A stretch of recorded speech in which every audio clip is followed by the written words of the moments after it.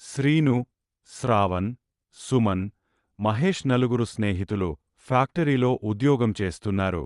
ఒకరోజు వారికి ఒక పని చెప్పారు.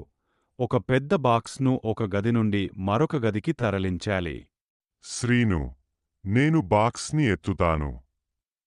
శ్రావణ్, లేదు, నేను ఎత్తుతాను, నేను బలవంతుడిని.